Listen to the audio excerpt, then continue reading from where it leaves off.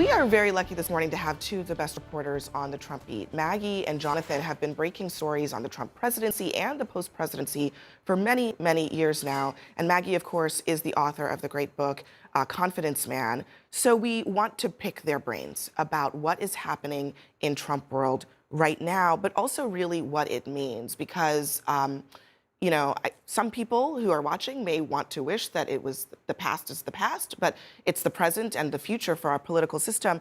Let's start with this past week, though. This has been a week of a lot going on in terms of investigations and legal dealings when it comes to Trump. Almost all of it seemingly bad news. And there's more, right, Maggie? Well, the criminal tax trial of his company is beginning this week. And so he is not personally charged. I don't expect that that's going to change, although it obviously could. It's not going, a company can't go to jail, but this can be very, very problematic for his company. And so, when you add that to the myriad investigations that he is facing, it's a lot, even, as he is looking at his political future, and I think he's looking at his political future partly as a distraction. The weight of this is becoming very large. But how does it affect what he might do in the coming months in terms of when he might run, if he will run? It seems like he's running. Go ahead. I'm not sure it affects it that much. I think that it probably makes it slightly more likely he's going to run. I do know from people I've talked to that he feels that being a current political candidate gives him some level of protection against some of these investigations. You can't predict this stuff with precision, but most people around him seem to think he will announce soon, whatever that means, after the midterms. I don't know when that is, and I'm not in the prediction of Trump business because it's a very flawed business. A losing a losing business. And what does that even look like? I think a lot of people wonder, with all the Trump figures indicted, in jail, whatever, charged, out of the orbit, in the orbit, what does his political operation look like? Are there grown-ups left? And certainly that's a question for what would a Trump presidency look like? It seems like there are very few grown-ups. He does have a serious political operation. Susie Wiles is a very experienced political operative. Brian Jack is younger, but he's very serious political operative. Tony Fabrizio, very serious pollster. Chris LaCivita, again, respected. So I think there's a misperception that there's no, he's surrounded by, a circus clown with paint on his face. There's actually seasoned political operatives in his core orbit.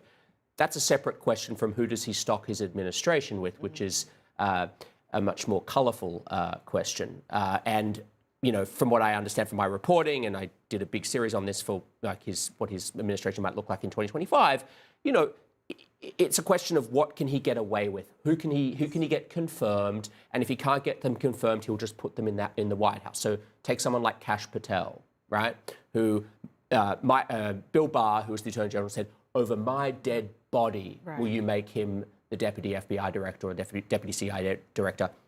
Trump would like to make him as senior a position as humanly possible in the national security infrastructure. If he's unconfirmable, he'll just go into the White House. Which is what he did when he was president before. We should know that this is not a departure from what he was doing, but it will be increased and it will be different. Kash Patel went more like into a federal grand jury. It's like the last year of the It administration, is actually, that is exactly what it is. It is literally, 2020 began with Trump feeling his oats, wanting to restock the NSC with putting some McEntee people, in. putting Johnny McEntee in. He wanted to restock the NSC with people who had been taken out by H.R. McMaster.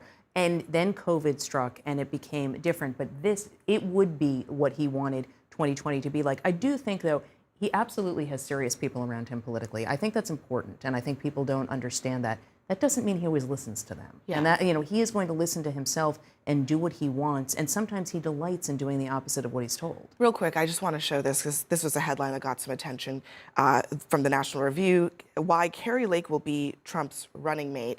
You guys know better than most people what's going on there in terms of Trump's VP options. Nothing. I think people. I think there's a misperception that Trump is sitting around thinking, well, I need to do better with this part of the electorate, so I'm going to pick this. He doesn't think like that. He doesn't think he needs a VP. He's not thinking about a VP. Like, it's just not even... It's not what it was back in 2016. But he didn't even think he needed one in 2016. It's sort of an inconvenience that I need a VP, right. you know, and fine, I'll pick one, but... He's not talking about this right The now. idea Other that there's a people are. list and it's just not... It's not there. reality. We could do this for a little while, but And we thank you, should. I just Maggie and Jonathan.